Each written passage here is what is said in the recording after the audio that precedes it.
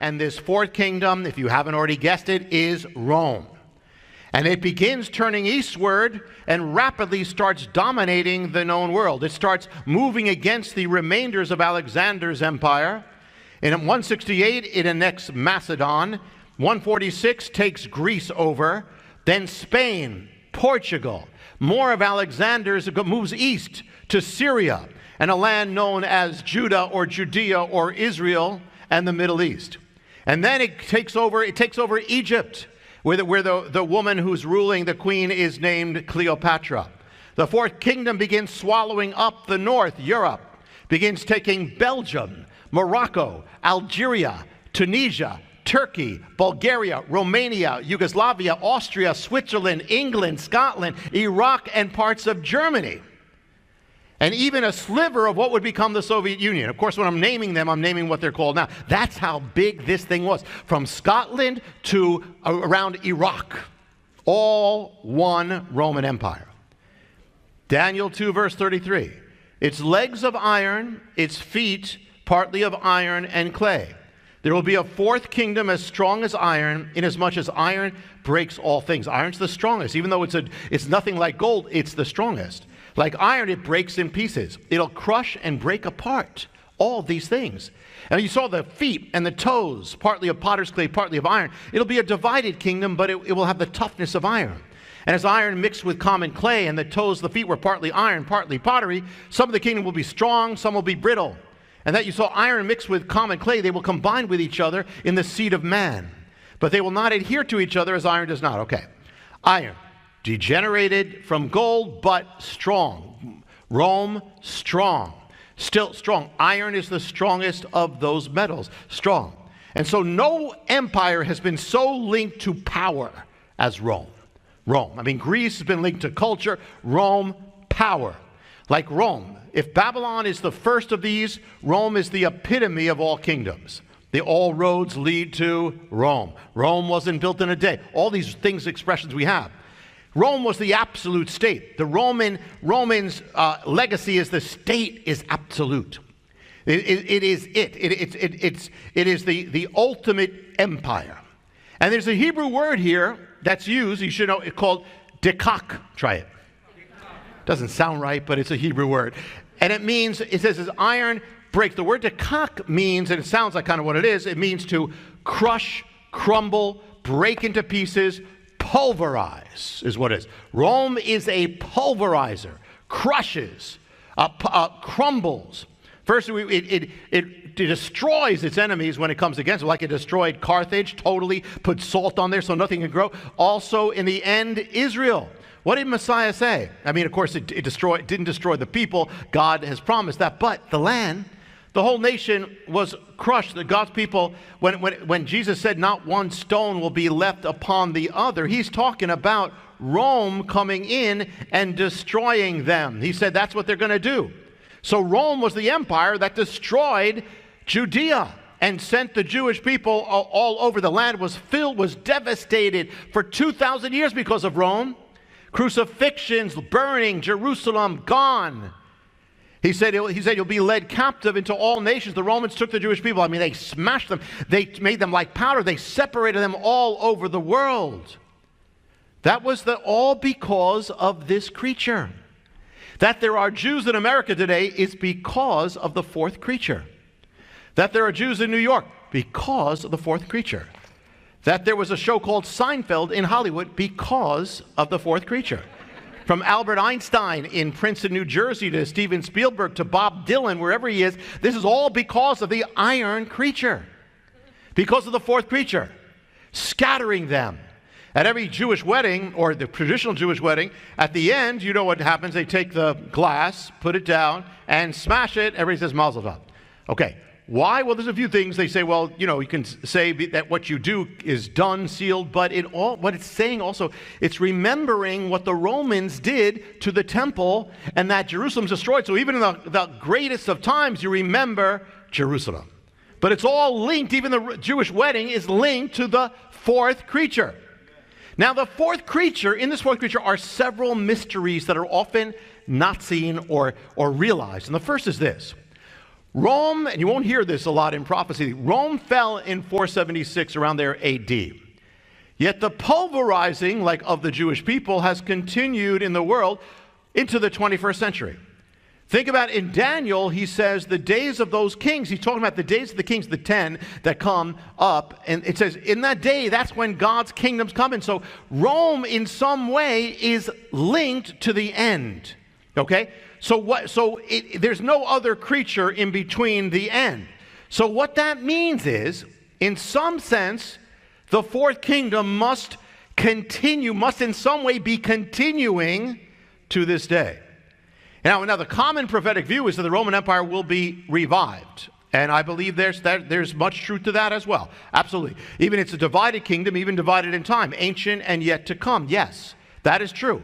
But in other ways, the kingdom of Rome has continued, which I'll just give you a little taste of. But let me go more into it. It says it's a mixed kingdom, iron and clay. The Hebrew word arav means commingled, like when you're recycling, commingled. So this too is accurate of the Roman Empire. It was mingling all the peoples together, Libya, Belgium, Egypt, Germany. So mixing everybody together, ultimately kind of going for a universal state. Near the end of the Roman Empire, the ones who were ruling were actually the quote, German, quote, barbarians who became part of the guard, and they were the ones who were appointing the Caesars. It got so mixed. Then, when Rome fell, you had the Franks, you got the French, you had others, you had the Goths, all the people who destroyed it, they started taking on what Rome was and to form what we know today as Europe. Europe is the remnant, in many ways, of the Roman Empire. In your life, that is, how many people here speak English? Okay, not everybody. How many people speak Spanish? Okay, how many people don't speak any language? I've seen people say, I don't know. Well, if you speak English, you know why you speak English? Because what happened was Rome, the Latin, Rome actually got merged. It says they will mix in together with the Germanic peoples, and together, Latin, German, you get English. That's why you have English today. So every time you speak English, there's some other things, but every time you speak English, you're bearing witness of the mingling of the fourth creature. And of course, if you speak Spanish, that's directly the language of Rome, just morphed a little bit, and that's a whole other thing. But so right then and there, everything, we couldn't be America without these things. So here you have this thing. You have a iron and clay. Iron strong, clay breaks. And there's a secret there too. There's a revelation there too, because Rome actually was broken apart. In the end, it was also smashed. Yet Rome, in being smashed or being separated, actually subdued the whole world. And one of, like you see it in your language.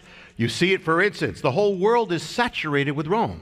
Roman government, Roman law, Roman ideals. Go to Washington, D.C. and see what's ruling. That whole Washington, D.C. is modeled basically after Rome. The Senate is the Roman government. Our leaders, senators, are Roman. That's Roman. The Capitol building is modeled after the Pantheon, which means all gods from Rome. So Rome, and you can look all over the world, has actually subdued in its scattered form, and there's a mystery in here. It's broken, yet it's iron. It's getting something ready. You look, the symbol of the world governments, one world, United Nations, has an emblem, the world contained in an olive branch. Olive branch sounds good, but the olive branch there is the wreath of the Roman Empire. So now let's look at another part of this. It says in Daniel 7, another mystery here, I saw the fourth beast, dreadful, terrible, exceedingly fierce, strong, had great iron teeth, much stronger than the rest. Rome, dreadful, means it causes fear, dread. The Hebrew means to make something slink away like a snake, and terribly strong, the word in Hebrew, terribly, preeminent, terrible. It says, I desired to know the exact meaning of this fourth beast, why it was different from all the others, and the feet. Now notice, the Roman Empire in the statue is shown by the legs and the feet, okay? Now think about feet. What do feet do? Feet tramples down. It walks, but it tramples down. What did Jesus say was going to happen to Israel, Jerusalem? Jerusalem shall be trampled down. Well, it's the Romans who do it, and they're represented by this. And so it says, until the times of the Gentiles or nations are fulfilled. Well, you could say 1967, Israel came back to Jerusalem. But yet again, we also know that there's going to be more trampling, so it's hard. But look at that. It's already lasted like 2,000 years, what Rome did. Rome and the nations there. It says it devours the whole earth. And the Hebrew word literally means eats the whole earth up, chews it like iron, assimilates, brings everything there, devouring all things. Now, so the nature of Rome is to smash, pulverize, assimilate, mix together. In the 20th century, from the culture that came from Rome, which is Western culture, the one we all grew up in, it's from Rome. It also has Israel in it, the spiritual part. It's kind of a battle going on, even in America, which I'll get to. But in the 20th century, from that culture, from Rome, came the ideologies of political movements known as totalitarianism, where the state is everything. The state controls everything, assimilates everything. Happened in Nazi Germany, that was one form of it. Happened in the Soviet Union, another form of it. In George Orwell's book, 1984, a symbol is used to represent the totalitarian absolute state. You know what it is? It's a boot stamping on a face. A boot. Interesting because, again, Rome in the Bible here, feet. It also happened in Italy, where Rome was, where the movement in the 20th century was called fascism. Mussolini, fascism, which is the state. Do you know where the word fascism comes from? It comes from Rome, from the fourth creature. It was a symbol that the Romans used. It was a bundle of rods called the fasces. We get the word fascism from Rome. Seeks to trample down. You got Italy, Germany, Russia. The state seeks to control everything, what you bought, what you did, what you said. And when you look at the end times, it's the same thing. When you look about the kingdom of the Antichrist, it's the same thing. One of the key forces against these things stopping these things from taking over the world, you know what it was? Of course, God's hand, but it was America.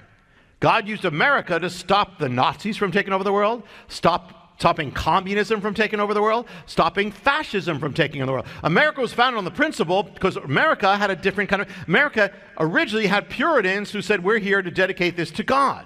So it had a different view than Rome.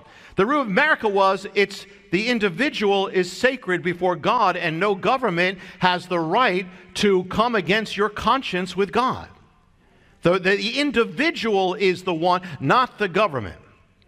And the conservative impulse in America has always been to be suspicious of the state. Even the founders, they put all these checks and balances because they didn't trust the state being absolute. Now, generally, the left is for now expanding governmental power. Now, there's been totalitarianism on the left and the right, but right now that's generally the thing. Even the issue of taxes, what it generally does, and I'm not here, this is not about taxes, but what taxes generally does is it increases the government because you're giving their money, and it decreases individuals. In recent days, we're watching something in America, the growth of which could be called a totalitarianism. Some people call it soft totalitarianism. Though it tends to be of the left, it's not linked to a single ideology, which makes it more dangerous and more widespread. It's not like Nazism, where here's the party, here's this. It's a movement that goes against much of what America has stood for much of its existence. A movement that seeks to control your speech, even your thought, if it could, to crush any dissent, to crush anything. And except instead of using the Hebrew word dakak from the Roman, it uses the word cancel. Cancel. The movement is to silence all opposition and force everyone to acknowledge the new morality. It's moving through the government, but not just the government. It's moving through the entertainment industry. It's moving through the media. It's moving through big business now. Big business used to be conservative. It's changing. It's moving through the corporate world. It's moving through the educational system, through children's programming, through the web, through big tech. It's moving even through the army, through all things. Beyond it is a totalitarian thing that most of us who've grown up here are not even used to in America. You know, we started talking like years ago, they talked about, okay, political correctness. Okay, they say, but now this thing has morphed into this. It's the same thing. We will not allow you to speak against, we will not have dissent. In fact, we will seek to force you to speak to agree with what we said. You know, in 1984, George Orwell's warning is that at the end, the government, that's not enough to say don't speak it. They seek to force the man to praise the government. Well, that's what it's seeking to do, celebrate. And if you don't celebrate what the Bible says is wrong, we will come again, we will punish you. But that's what Rome did. They sought to force everybody to acknowledge Caesar was God. And you know why when you hear about those things about Christians going to the lions, you know why they went up? Because of that. Because they refused to offer sacrifices or incense to Caesar. That's why they went to their death. It's a totalitarian impulse in our world today, Roman impulse. American children are now being indoctrinated in their first years to think the way they're told and come against anything that is against that. And the fact that it's happening in America America is leading in championing this throughout the world now. Even Europe. Now, Europe, we think, well, Europe is more left. Yeah, politically they are. But culturally, they're shocked by what's happening in America. They're seeing America as an ungodly thing that's seeking to force all this immorality on them. It's scary that it's America because America was the only thing that got, well, at least political thing or national thing that was actually stopping these things up to this day. Lincoln said America is man's last best hope. In the 20th century, America fought against all these things, all these totalitarianism, but now it's giving into it. It's championing it. A culture that crushes all this. This is very much end time stuff, guys. This is what because we know in the end times, in some way, this Roman civilization is going to manifest outright. But this is already beginning now. And when you see these things, a culture that seeks to crush every form of dissent, combined with the fact that the very issues they're trying to crush are particularly biblical issues or biblical morality. And it actually tends to be anti-Christian, which would lead us to conclude that this is all linked to what the Bible says will be in the last days. An anti-Christian civilization that seeks to crush all dissent, which leads up to the Antichrist himself, which is the horn on that last beast. We're seeing both an anti-Christian spirit and a spirit that seeks to subdue any opposition, namely,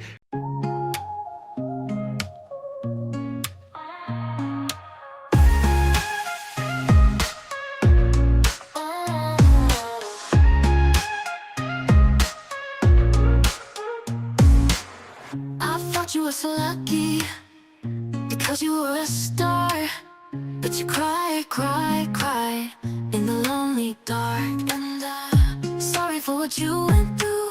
I always thought the lucky one was you, but the lucky one was me. I wanted to be you so bad. Your life looked like so much fun. The fashion lights and fancy things made it seem like you had won. But little did I know, you were crying all the time. You were hurting inside when everyone thought you were fine. I thought you were so lucky because you were a star, but you cry in the lonely dark. And I'm sorry for what you went through. I always thought the lucky one was you, but the lucky one was me. Some mistakes, but we're all only human. You were judged for everything.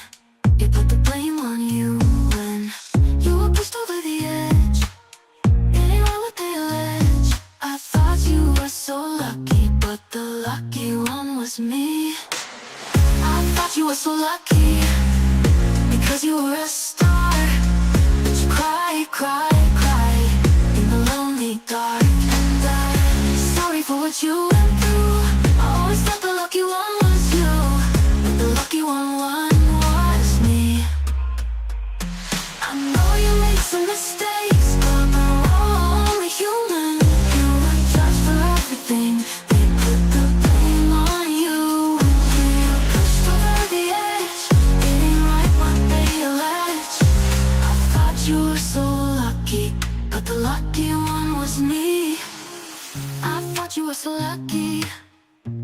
thought you were a star, but you cry, cry, cry in the lonely dark. And I'm sorry for what you went through. I always thought the lucky one was you, but the lucky one was me.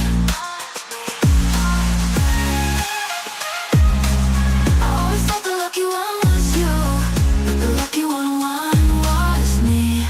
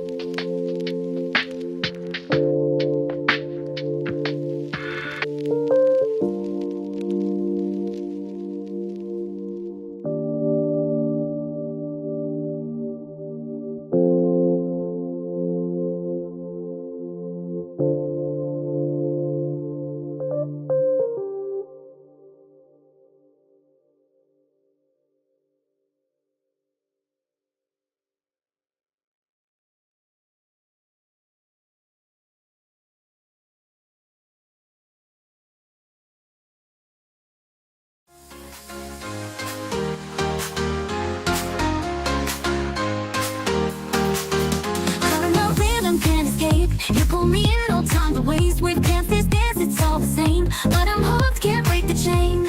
We crash, we burn, we never learn, it's a cycle. I can't discern, but in your arms I lose control. We fall apart, but still I go. Here we go again, spinning in the dark, chasing every high, even if we fall apart. Here we go again, you and me were blind, losing all we got, but it's worth it every time. Here we go again. Here we go again. We know it's wrong, but we still pretend. Here we go again.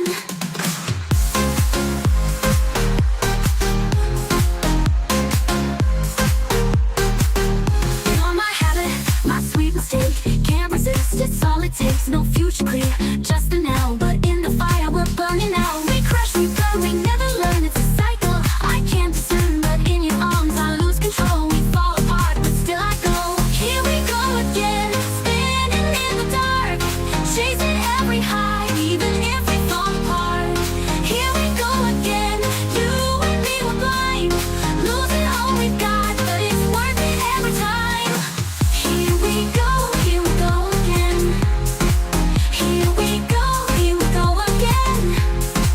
We know it's wrong, but we still pretend.